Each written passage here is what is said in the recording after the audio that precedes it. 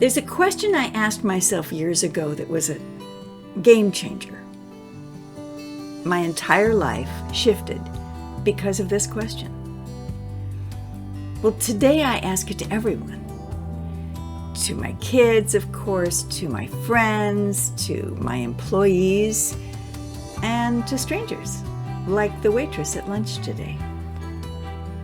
It's always magical what happens. So I want to talk about the 3 questions you've probably been asking and why they aren't helpful, and how to ask the right question, when to ask the right question. And you tell me if it's not a game changer. We'd love to hear your comments. Let's do a quick review of the left brain. It's mostly analytical, logical, mathematical, factual. The right brain, on the other hand, is more imaginative, inventive, hopeful, artistic, and intuitive. What happens when we ask those old 3 questions is that they trigger the left brain. Unfortunately, the left brain isn't where we have hope. It's not where we can dream. It's not where we're happy. And it's not where we can envision what's possible.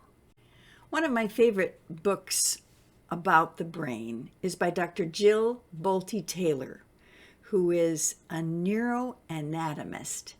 She was studying the anatomy of the brain when she had a stroke that took out her left brain because it was filled with blood. So she only had her right brain. And how does she describe that time? That she was blissfully euphoric.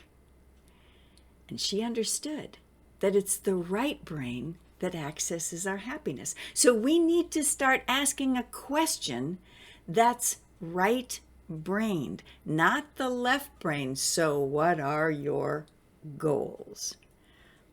Let me read a few more quotes from Dr. Taylor about the brain. Peace is accessible to anyone at any time through the right hemisphere. The left brain blames. The right brain reclaims your power. Impatience, criticism, unkindness are all left brain, but we can choose to move to the right brain. And finally, the right brain is completely committed to peace, joy, love, and compassion. Wow.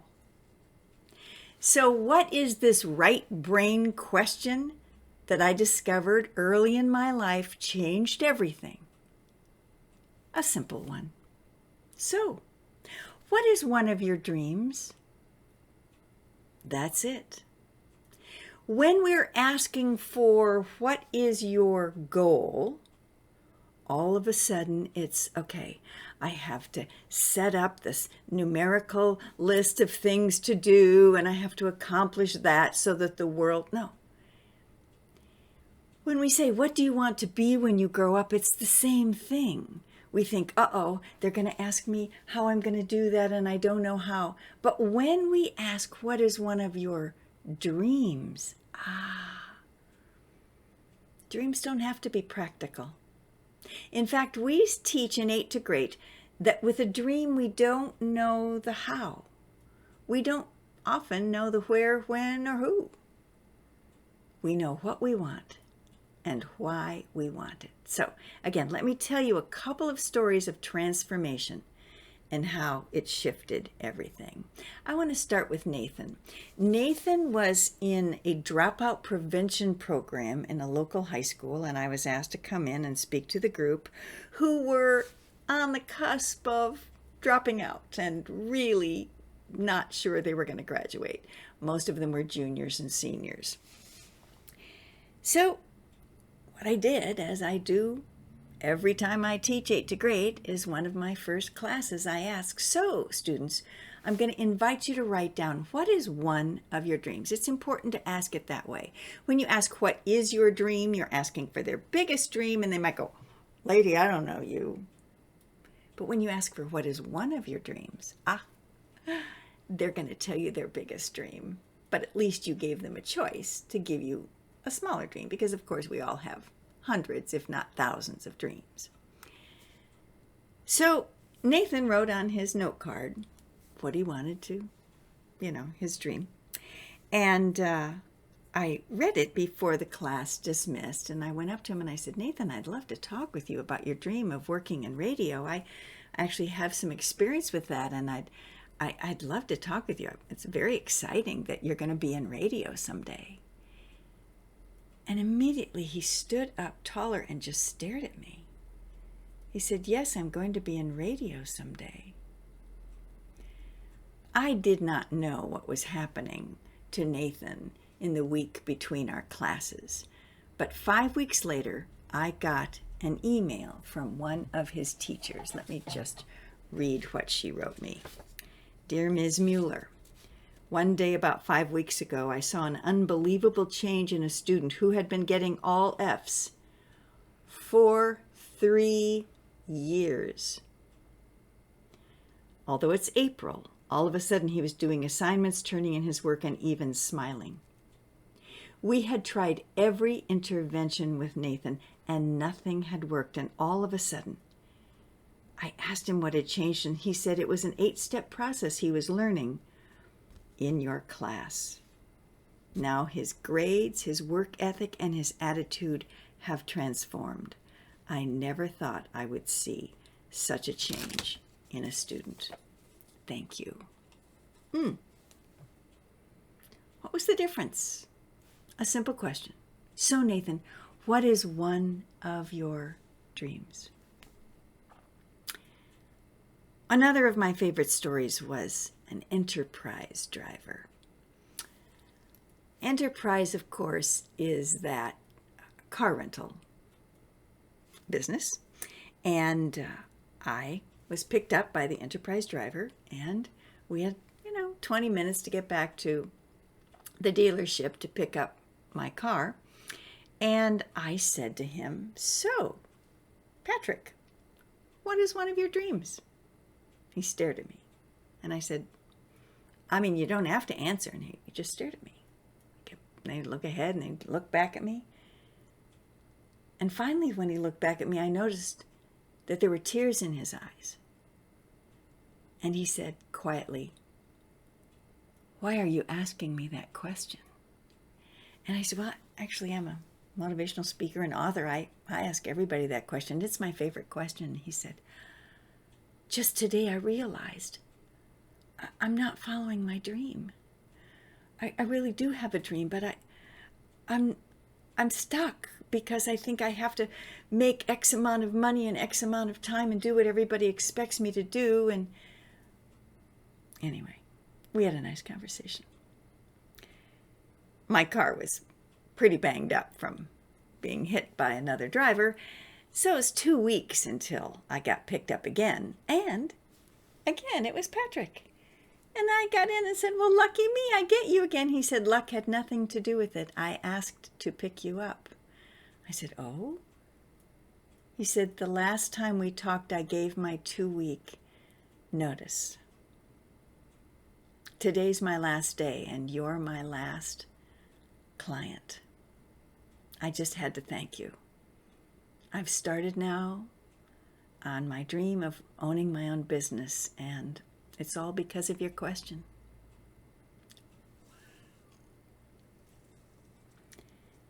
My next favorite story was about a hotel receptionist. Oh, she was beautiful. And there she was behind the hotel, and I knew, because I was speaking at a conference for a couple of days, that I'd get to see her a couple different times. So I was all excited. I saw that her name was Elizabeth, and I walked up and said, Elizabeth, my name is mkmueller. Good to meet you. And she said, thank you. And I said, I have a question for you, Elizabeth. And she goes, oh, yes. That's her job as hotel receptionist, is to answer people's questions. And I said, Elizabeth, what's one of your dreams? Again, stunned silence. But she looked around, nobody else was there, and she said, "To write film scores." And I said, "Oh," and she said, "I've never told anybody that." And I said, "Well, I'm very honored to be the first to hear it, but oh my gosh, we're going to have some fun conversations, Elizabeth. See you later."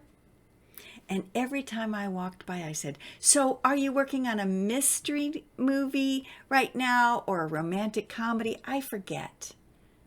And she'd play along and we'd pretend that it had already happened.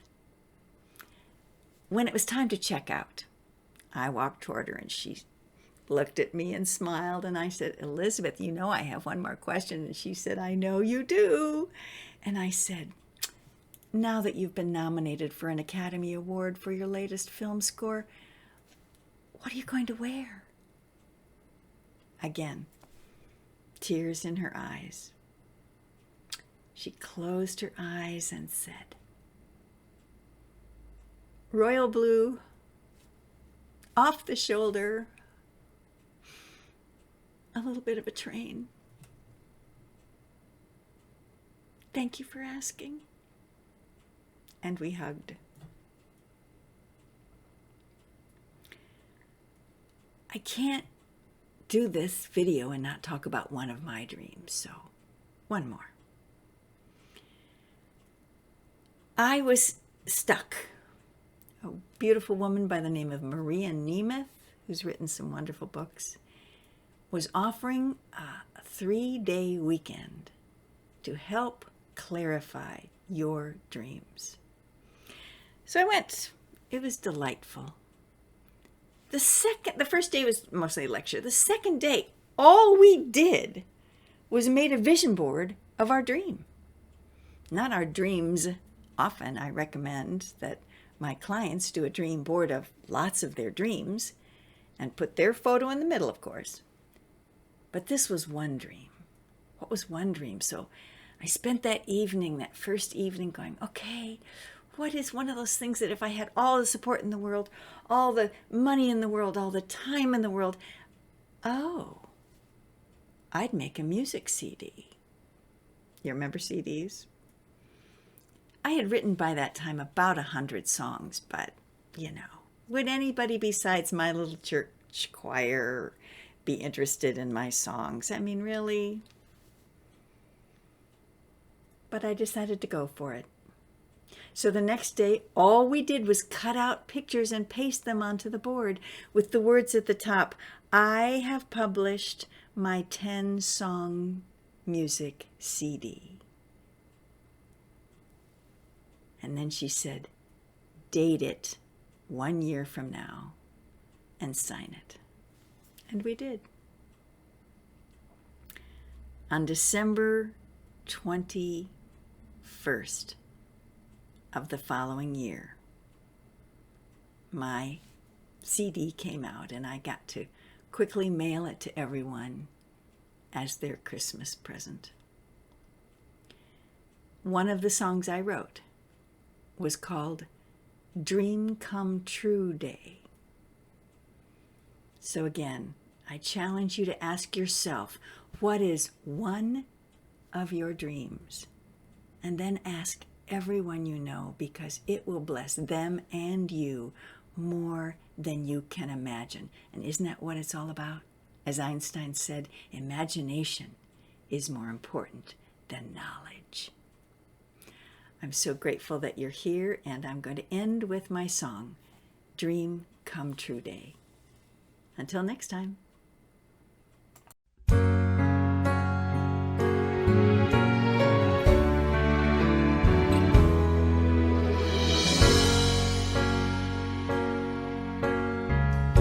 Sometimes I wonder why my dreams are so grand. Did I stand in line on the other side? Did I understand? And if I did I receive the courage to go the distance? 'Cause I really want to know. Can I make it? Can I hold on? when I follow through? Am I closer to the finish line? Will this dream ever come true? I can see it, I can feel it, then the questions come.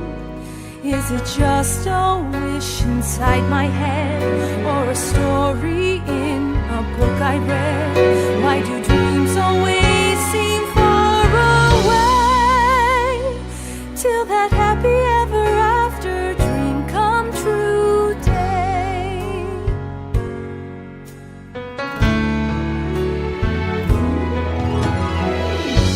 Sometimes I'm living on the edge and in between. In the sunlight I am smiling, then I cry myself to sleep. The secrets that I'm keeping keep on whispering when. Then the questions all come back to me again. Are my deepest desires just mine alone, or is all the world a part? And why does my head keep questioning what is coming from my heart?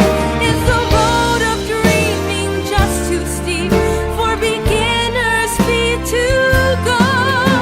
And why do we call it make-believe if believing doesn't make it so? Sometimes I wonder